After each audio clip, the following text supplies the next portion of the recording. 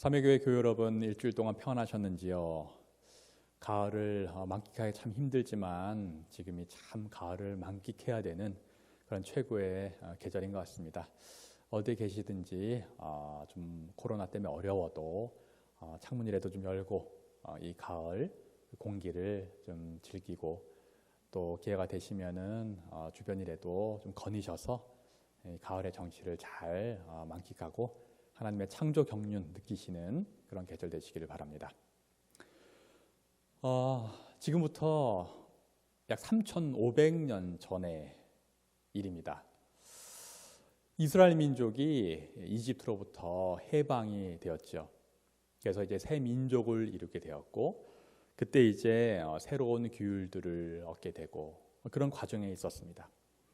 그때 하나님께서는 특별히 레위 사람들, 레위 지파 사람들을 선택을 하셨고, 이들을 오늘 읽으신 민수기 3장 8절에 보면 성막에서 봉사하는 사람들로 선택해서 지정을 하셨습니다. 성막에서 봉사하는 사람들. 그 다음에 이 성막에서 봉사하는 사람들인 레위 지파 사람들을 다 관할하는 그런 사람으로서 이제 제사장이라고 할 수 있죠. 아론과 그의 아들들을 또 임명을 직접 하셨습니다.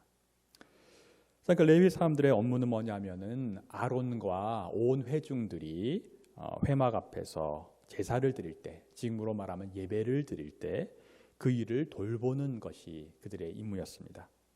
이 하나님의 선택과 임명으로서 그들은 주어진 임무를 충실히 이행했습니다. 자, 이것을 현대 교회에 한번 적용시켜 보자면 아론과 그 아들들인 제사장은 지금의 이제 목회자들이다, 이렇게 말할 수 있겠습니다.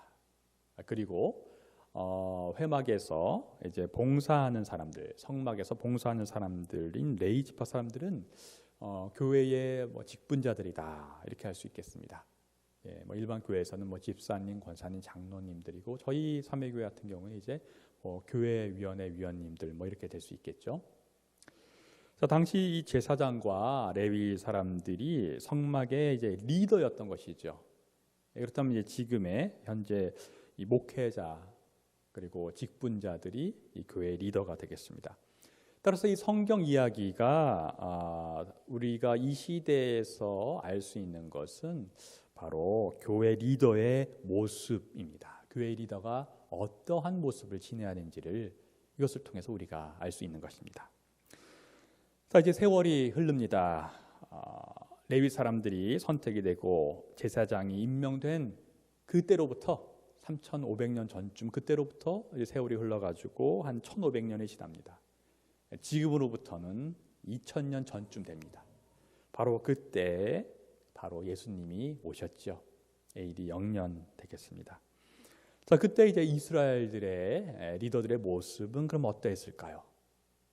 좀 전에 살펴본 그 3,500년 전 그때, 그러니까 2,000년 전으로부터 말하면 1,500년 전, 그때 그 리더들, 제사장과 레위 사람들이 처음에 그 마음을 가지고 출애굽했을 때 성막을 봉사하는 마음 그대로 잘 직무를 수행했을까요?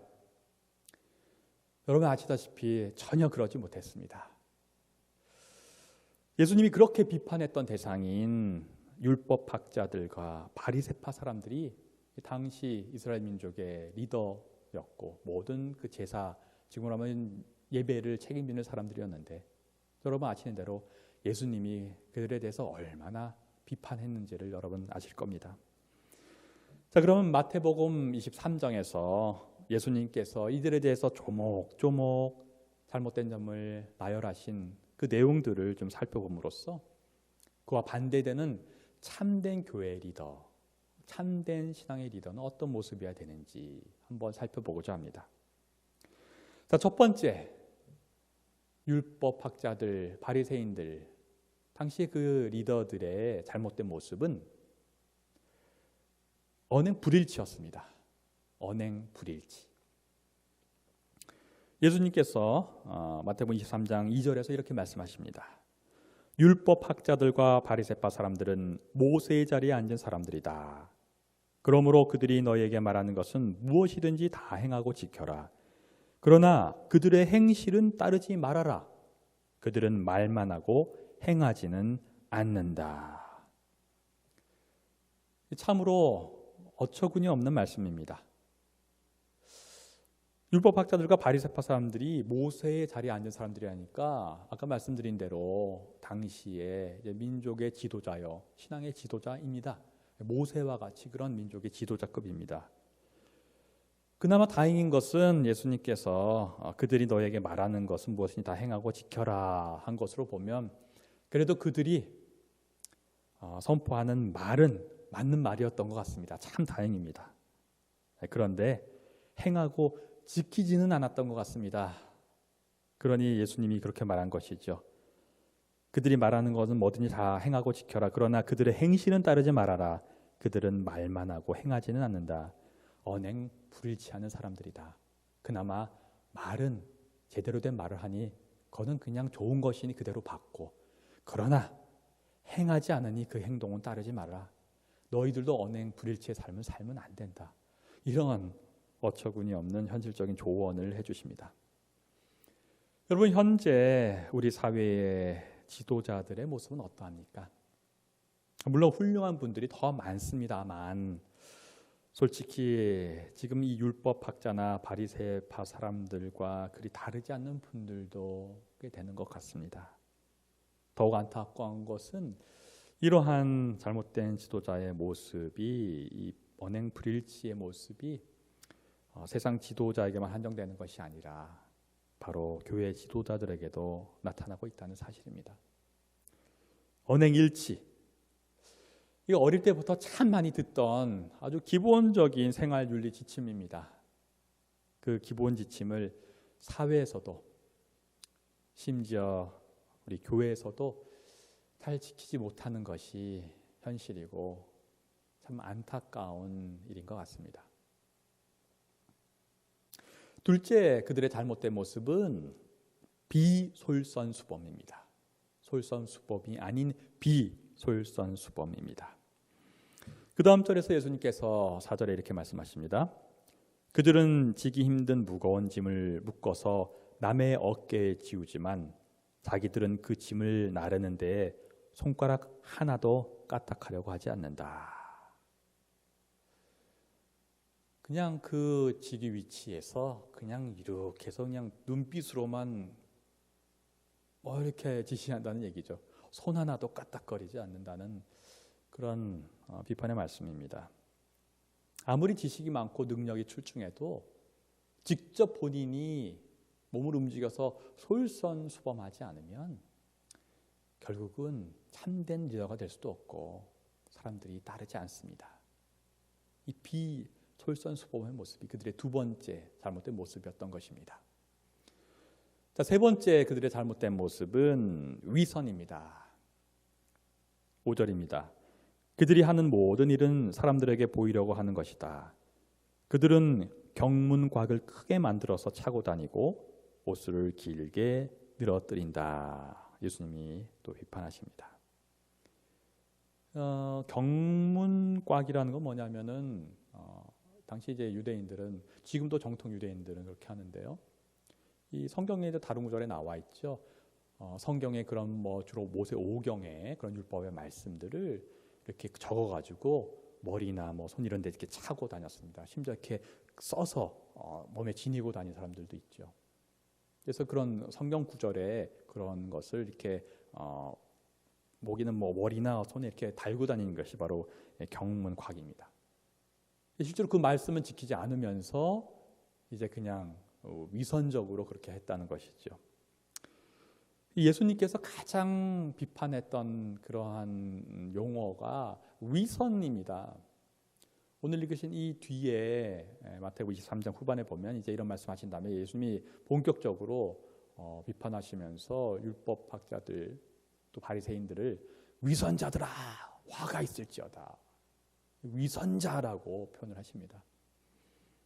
위선 떠는 것, 쉽게 말하면 우리 쉽게 말하면 가식이죠. 가식, 인척하는 것. 넷째 잘못된 모습은 교만입니다. 교만. 7절입니다. 잔치에서는 윗자리에, 회당에서는 높은 자리에 앉기를 좋아하며 장터에서 인사받기와 사람들에게 랍비라고 불리기를 좋아한다. 이 교만은 앞에 말한 세 가지의 잘못된 모습의 근원입니다. 근원. 교만하니까 언행이 불일치하게 되는 것이고요. 교만하니까 솔선수범을 안 하게 되는 것이고, 교만하니까 위선을 떨게 되는 것입니다. 그 밑바닥에는 바로 교만이 있기 때문입니다. 20세기를 대표하는 신학자들 중 한 명인 라이놀드 리버는 이렇게 유명한 저서 인간의 본성과 운명에서 이 교만을 인간의 죄된 본성이자 원죄의 근원으로 파악했습니다. 교만은 인간 본성, 그 죄된 본성의 근원이다. 원죄의 근원이기도 한다. 이렇게 파악했습니다. 여러분 창세기를 보시면은 선악과를 따먹고 하나님과 같이 되려는 그런 교만이 최초의 인간인 아담과 하와의 인간 본성이었습니다. 감히 하나님처럼 되려는 교만이 창세로부터 인간의 본성이었으니까 인간끼리의 교만은 이루 말할 수 없습니다. 자신보다 뭔가 부족한 그런 사람을 발견하게 되면 인간은 본성적으로 그 사람을 무시하면서 교만해집니다. 만약 떠받들어 준다고 하면은 매우 교만해집니다. 만약 세상에서 큰 권력을 가지게 되거나 엄청난 재물을 가지게 되거나 또 높은 지위에 오르게 되면은 아주 교만이 하늘을 찌르게 됩니다. 그런데 이것이 인간의 기본적인 본성인 교만인 것입니다. 우리 모두는 그렇게 창조된 것입니다. 우리 스스로 한번 돌아보십시오. 그렇지 않습니까? 자, 그럼 이 교만, 인간 본성적인 이 교만을 어떻게 다스릴 수 있을까요? 여러분, 세상 속에서 이 본성적인 교만을 다스릴 수 있는 것은 아무것도 없습니다. 더 강화만 됩니다. 이것을 다스릴 수 있는 것은 그러한 본성을 갖고 있는 인간을 창조하신 하나님을 의지해서만, 하나님에 의해서만 가능합니다. 인간의 교만은 창조주 하나님에 의해서만 다스려질 수 있는 것입니다. 따라서 우리 신앙인들은 하나님을 통해서 교만을 다스릴 수 있습니다. 우리의 삶 속에서 하나님을 나의 하나님으로 인정할 때 그 교만은 다스려지기 시작합니다. 인간이 그렇게 창조됐기 때문입니다. 내 생명의 창조자이고 주관자이신 하나님을 내 삶의 하나님으로 인정할 때, 내 삶의 주인이 내가 아니라 하나님임을 인정할 때 본성적으로 주어진 교만이 다스려지기 시작합니다. 그래서 예수님께서 그 다음 8에서 9절 10절에 이렇게 말씀하십니다. 너희는 랍비라는 호칭을 듣지 말아라. 너희의 선생은 한 분뿐이요 너희는 모두 형제 자매들이다. 또 너희는 땅에서 아무도 너희의 아버지라고 부르지 말아라. 너희 아버지는 하늘에 계신 분 한 분뿐이시다. 또 너희는 지도자라는 호칭을 듣지 말아라. 너희의 지도자는 그리스도 한 분뿐이시다. 아까 7절에서 잔치에서 윗자리에, 회당에서 높은 자리에 앉기 좋아하고 인사받기 좋아하고 랍비라고 불리기 좋아하는 것과 정반대의 그런 권고를 하시는 것입니다. 이 구절을 가만 보면은 우리는 뭐 아무리 지식이 높아도 어떤 권력이 있어도 우리는 랍비일 수 없습니다. 랍비라는 그런 것은요, 유대인들에게 있어서 랍비는 모든 것을 안다 이렇게 얘기를 합니다. 그 랍비라는 것이 이제 선생이다 이렇게 표현하는데 우리가 생각하는 그냥 선생님 정도가 아니라 이스라엘 민족에게 랍비는 모든 것을 안다. 이러한 민족의 지도자로 수천 년 전부터 존경을 받고 있습니다. 우리가 뭐 그 정도의 위치에 올라갔든 예수님께서는 너희는 랍비라는 호칭을 듣지 말아라. 선생 그렇게 생각하지도 말아라. 오직 그분은 그리스도 한 분뿐이고 지도자도 그분 한 분뿐이다. 너희는 형제 자매들일 뿐이다. 이렇게 우리는 하나님 앞에서 그냥 모두 평등한 형제 자매다 이렇게 얘기하십니다.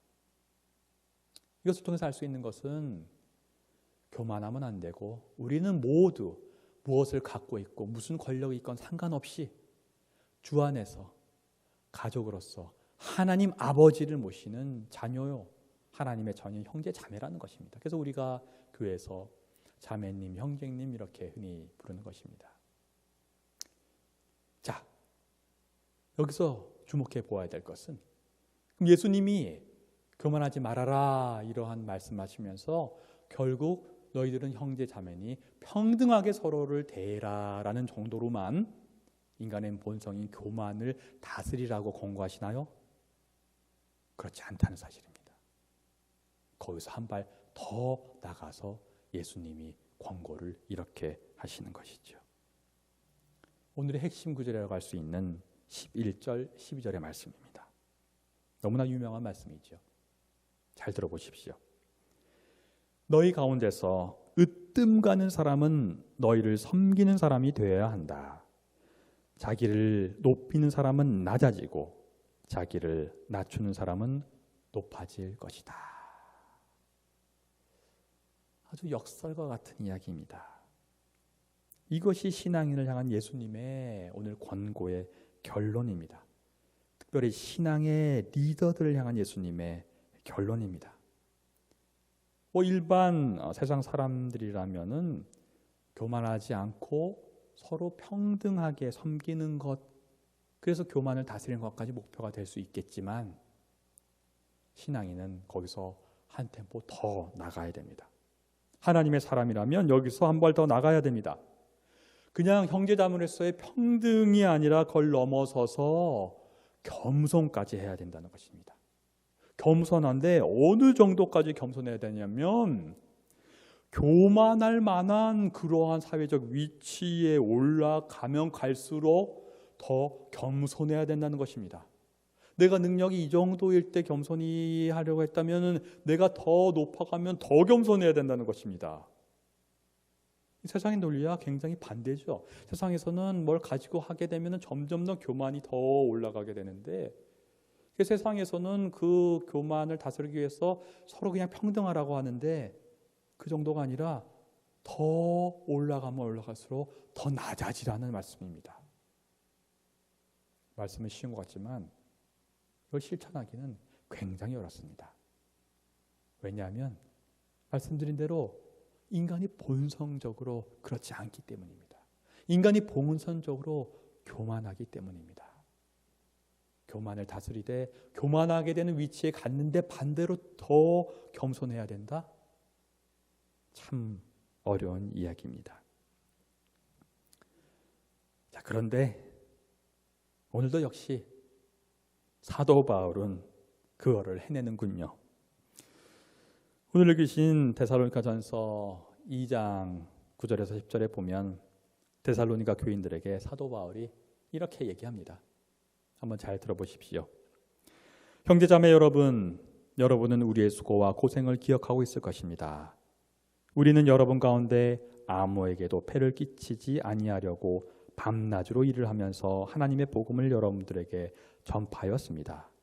또 신도 여러분을 대할 때 우리가 얼마나 경건하고 올바르고 흠잡을 데가 없이 처신하였는지 여러분이 증언하고 또 하나님께서도 증언하십니다. 여러분이 아는 바와 같이 아버지가 자기 자녀에게 하듯이 우리는 여러분 하나하나를 대합니다. 참 할 말이 없습니다. 아까 했던 그 율법 교사 바리새 사람들의 그 네 가지 잘못된 모습인 언행불일치, 비솔선수범, 그 다음에 위선, 그리고 교만, 하나도 없는 그런 이야기입니다. 그와 반대로 언행일치, 솔선수범, 진실한, 겸손을 네 가지 모두 갖추었습니다. 한마디로 이것을 섬김의 리더라고 하겠습니다. 섬김의 리더. 섬김의 리더인데 오히려 섬긴다. 섬김의 리더니까 바로 여기서 나오는 것입니다. 여러분, 저희 삼회교회가 속해 있는 이 연세대학교가 135년 전에 최초의 선교사들에 의해서 시작이 되고 지금까지 실질적으로 계속 얘기하고 있는 그런 리더십이 섬김의 리더십입니다. 섬김의 리더십. 바로 그것이 이 예수님의 오늘 말씀에서 나옵니다.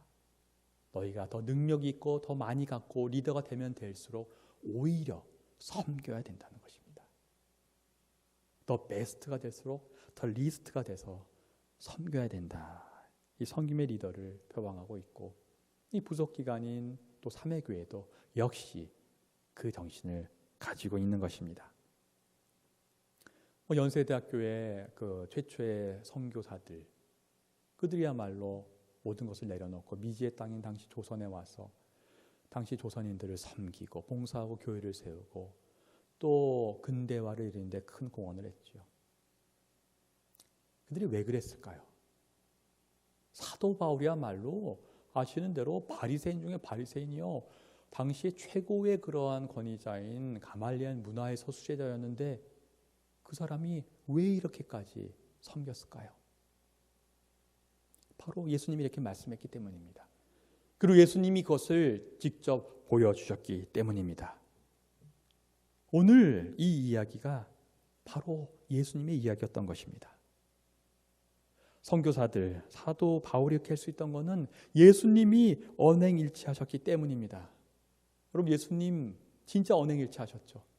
하나님의 말씀을 그대로 다 실천하셨습니다. 구약에 나오는 그 많은 구세주가 오실 것에 대한 예언을 모두 실행하셨습니다. 언행일치의 짱이십니다. 솔선수범하셨습니다. 대표적인 얘기가 무엇입니까? 겸손을 말로만 하지 않았죠. 제자들의 발을 직접 씻어주면서 솔선수범하셨지 않습니까? 진짜 진실하셨죠.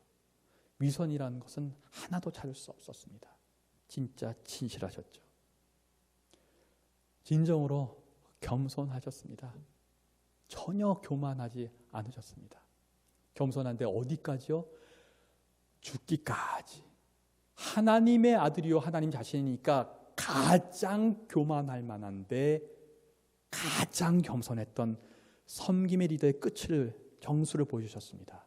어디까지요? 남을 사랑하되 원수를 사랑하고 인간을 위해 죽기까지 겸손하셨습니다. 이 참된 리더 예수 그리스도가 삶의 모범이 되었기 때문에 사도 바울도 거기에 부합하려 노력해 이렇게 살아간 것이고 선교사들도 그렇게 한 것이고 그러한 섬김의 리더들 바탕 위에 한국 기독교가 시작이 된 것이고 연세대학도 시작된 것이고 그 속에 삼회교회도 있는 것입니다. 바로 섬김의 리더의 표상은 우리 주 예수 그리스도이십니다. 사도 바울이 모범으로 삼았던, 신앙의 선각자들이 모범으로 삼았던 이 예수 그리스도의 삶을 우리는 오늘 깊이, 다 아는 것 같지만 다시 한번 깊이 묵상하고 깨달아야 될 줄로 압니다. 결국 우리 어떻게 해야 될까요? 교회에서라면은 우리 신앙의 연륜이 많으면 많을수록, 교회의 어떤 직책을 잡으면 잡을수록 오히려 나보다 신앙의 연륜이 작은 사람들, 초신자들, 또 직분자가 아닌 사람들을 오히려 섬겨야 되는 것입니다. 교회만이 아니죠. 우리 가정에서 어떻게 해야 됩니까? 부모가 오히려 자녀를 섬겨야 되는 것입니다. 하나님이 그 독생자 외아들을 통해서 우리를 섬겨주시고 십자가에 달려 돌아가신 것처럼 오히려 부모가 자녀를 섬겨야 되는 가정이 지질된 신앙인의 가정이 되는 것입니다. 일터에서 지위가 높으면 높을수록 섬겨야 됩니다. 처음 입사해서 뭐 과장에서 부장에서 사장이 되면 될수록 반대로 아닌 직원들을 섬겨야 되는 것입니다. 무척 어렵죠. 그러나 사실 그렇게 해야 되는 것이 신앙인의 리더의 모습인 것입니다.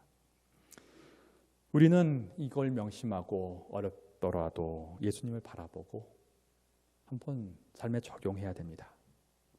우리가 그런 거 할 수 있을 때 교회가 바뀔 것이고, 교회의 풍토가 바뀔 것이고, 학교의 풍토, 일터의 풍토, 사업장의 풍토, 가정의 풍토가 바뀔 것이고, 이 기독교 이미지가 쇄신될 것입니다. 참된 신앙이라면 이런 노력을 해야 될 것입니다. 하나님도, 교회도, 가정도, 이 사회도 그러한 섬김의 리더를 애타게 찾고 있습니다. 다 함께 묵상기도 드리시겠습니다.